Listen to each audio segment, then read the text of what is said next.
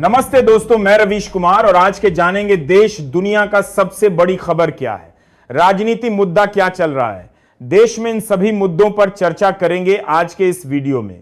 तो आप लोगों से निवेदन है कि इस वीडियो को लास्ट तक देखिए और वीडियो को लाइक करिए और चैनल को सब्सक्राइब करिए।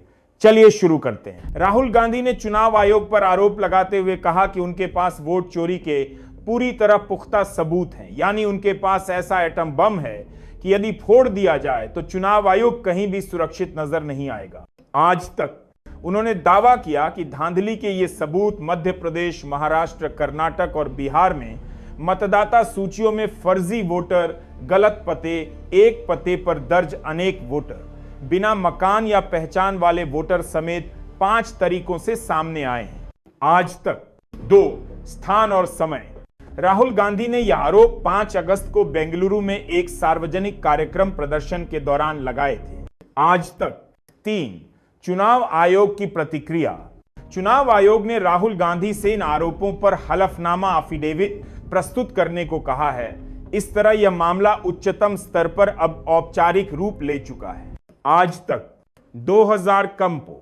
नंबर 4 राजनाथ सिंह का पलटवार।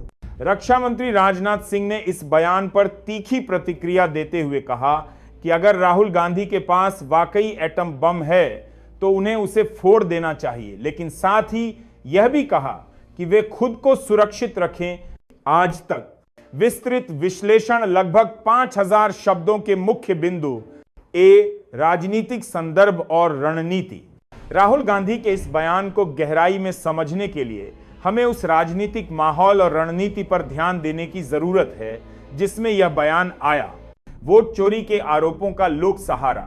कांग्रेस लगातार चुनाव आयोग पर प्रत्यक्ष या अप्रत्यक्ष रूप से सवाल उठाती रही है।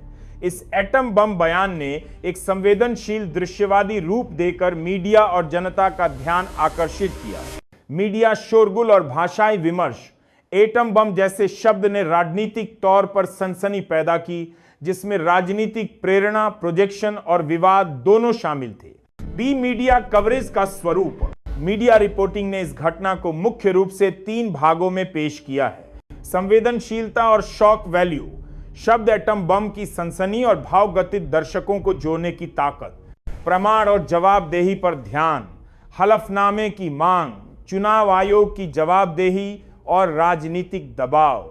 राजनीतिक प्रतिक्रियाएं और महत्वपूर्ण मोड़।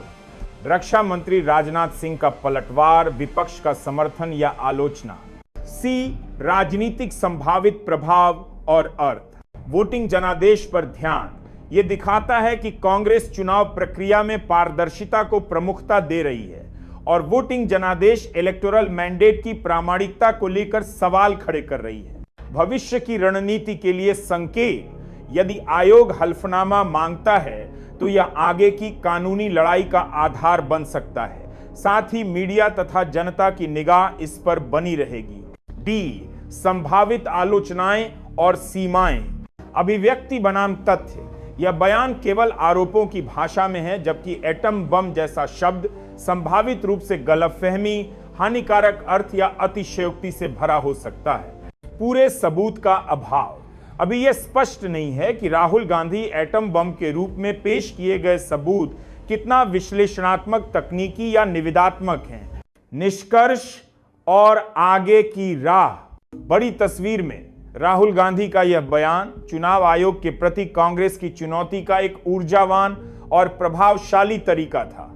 यह राजनीतिक प्रतिद्वंद्विता, मीडिया दृश्यवाद और नेतृत्व की भाषा के मिश्रण से बना एक आधुनिक घटना है। खिलाड़ी राहुल गांधी। आरोपी चुनाव आयोग प्रत्युत्तर। रक्षा मंत्री राजनाथ सिंह प्रतिक्रिया। Media coverage. नारियल फोड़ने वाला बूंद। एटम बम बमरूपक, जो राजनीति, जनता, संस्था तीनों का ध्यान आकर्षित करता है। प्रमुख परिणाम। हलफनामे की मांग, सरकार, विपक्ष, मीडिया का संवाद, चुनाव आयोग की जवाबदेही के लिए दबाव। यदि आप चाहें तो मैं इस विषय पर 5000 शब्द में निम्नलिखित विस्तार से लिख सकता हूं। B role. एटम बम बयान की पृष्ठभूमि, राजनीतिक इतिहास, ऑपरेशन विस्तार। रिपोर्टर पैटर्न, मीडिया कवरेज की भाषा, दर्शकों पर प्रभाव, सोशल मीडिया ट्रेंड। कानूनी विमर्श। चुनाव आयोग के पास क्या अधिकार है? हलफनामे का कानूनी ताना बाना, रणनीतिक परिणाम, कांग्रेस की भावी रणनीतियां, विपक्ष की भूमिका, आगामी चुनावी नजरिए।